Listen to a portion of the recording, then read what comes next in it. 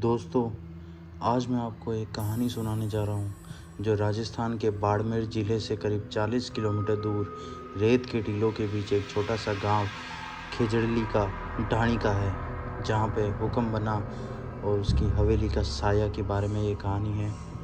तो दोस्तों, राजस्थान के बाड़मेर ज़िले से करीब 40 किलोमीटर दूर रेत के टीलों के बीच एक छोटा सा गांव था, खेजड़ली की ढाणी। दिन में यह जगह शांत लगती, लेकिन जैसे ही सूरज ढलता, हवा में एक अजीब सी सिहरन भर जाती। गांव के बुजुर्ग हमेशा बच्चों को चेतावनी देते, सूरज ढलते ही हवेली की तरफ मत जाना, वहां आज भी हुक्म बन्ना का साया भटकता है। हुक्म बन्ना कौन था?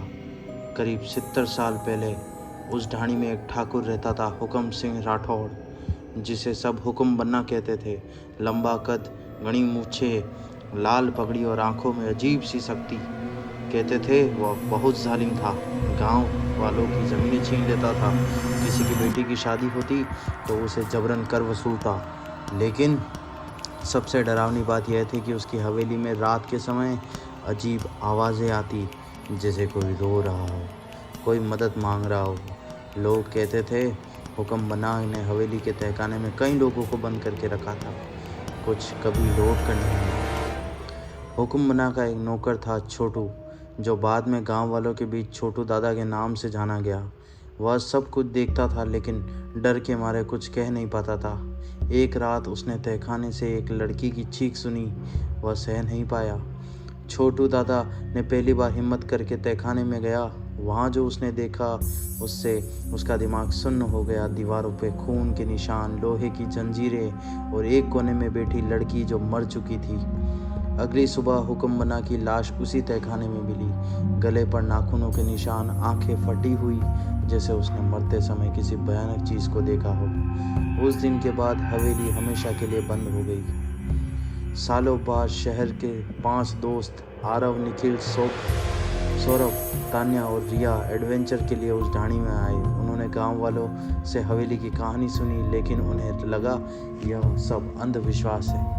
रात को 11 बजे वे टॉर्च लेकर हवेली के अंदर घुस गए। हवेली के अंदर से वैसी ही थी, टूटी दीवारें, जाले और एक अजीब सी बदबू। जैसे ही वो अंदर गए, तान्या को लगा जैसे किसी ने उसके कान में फुसफुसाया, मत जाओ। उसने इसे भ्रम समझा। उन्हें तहखाने के दरवाज़ा खुलते ही उन्हें एक लकड़ी का पुराना दरवाज़ा मिला, जो नीचे तहखाने की ओर जाता था। दरवाज़ा अपने आप चर की आवाज़ के साथ खुल गया।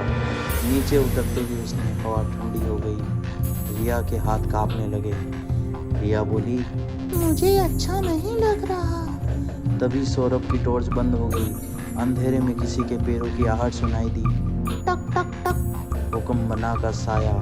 अचानक सामने दीवार पर एक परछाई उभरी, लाल पगड़ी, लंबी मूछें। आरव चिल्लाया, कौन है वहाँ? तभी एक बार आवाज़ गूंजी, मेरी हवेली में कौन आया? रिया बेहोश हो गई। निखिल भागने लगा, लेकिन दरवाज़ा गायब था। अब वे तहखाने में फंस चुके थे। तभी एक बुढ़े आदमी की आवाज़ आई, भागो यहाँ से, यह जगह तुम्हारे लिए नहीं। वह छोटू दादा की आत्मा थी। उसने उन्हें बाहर का रास्ता दिखाने की कोशिश की, लेकिन तभी तेज हवा, तेज चीख गूंजी और हुक्म बन्ना की परछाई उनकी ओर बढ़ने लगी। दीवारों से खून टपकने लगा। अगली सुबह गांव वालों ने हवेली के बाहर आरव को बेहोश पाया।